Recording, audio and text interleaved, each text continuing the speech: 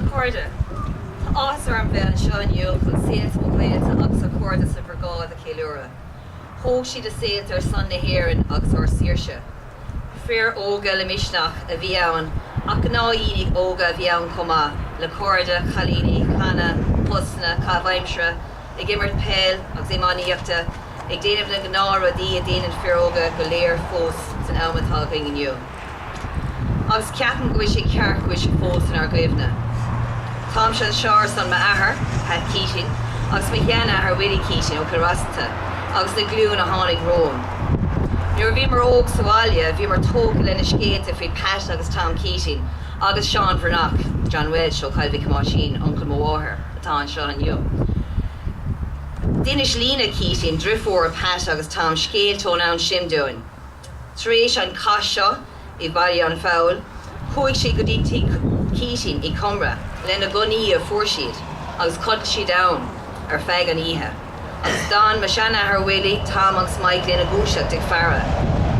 Jimmy Pat Agus the Corridor Madden, As Honig the Sasnig, Conan Chalk of Hordig, Lee Forsheed Ainrock. Akta Isagon go Fair Galair Vian Shaw, a Kahamiro, Aksashi Rata Rivisha, which Anna Havaktak, Namana, on Aushin the Kilura Koma. Namana Vitav here than a Fershin, Namaraka, the Draforica, the Kalini, a Hokati Yuxton a Farshin Gakla. Beda Nakwil Nahamnaka Screeter Ain Shade Korha, a Gan Namana Shin, Nivirk or Sirsha Ringing you. I'm delighted to be here today to commemorate the lives of the members of my family of past generations. They gave their lives for Ireland and for our freedom. They were courageous young men, but they were also ordinary young men, with friends, girlfriends, families, jobs, pastimes, playing hurling, football, doing the ordinary things that young men still do today. I'm here too on behalf of my father, Pat Keating, whose namesake and uncle, Pat Keating, was involved here in the ambush in Piltown 88 years ago. When we were young at home, we were brought up with the stories about Pat and Tom Keating, my father's uncles, and John Wedge from Cumann, my mother's uncle. Lena Keating, Pat and Tom's sister, used to tell us stories about those times.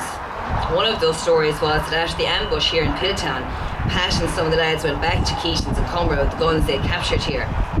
And while they slept, my grandfather Willie and Tom and Michael Keating kept watch. In the morning when the lads were gone, the British military came to search the house. The lads had left some of the soldiers' bullets and a bandolier behind in the dairy, but they weren't found. Lena always said that her mother credited St. Anthony with that miracle as she had prayed to him to blind them. I know that the week of the Piltown ambush was also when Kevin Barry was hanged and Terence McSweeney died on hunger strike. Those were extraordinary times when these ordinary men stood up and were counted. I think we lost some of Ireland's bravest and brightest young men during those times, and subsequent generations suffered because of that loss. I know it was all men that were involved here, but I feel as a woman it's really important to remember the women in their lives, their mothers, sisters and girlfriends who supported those men every day.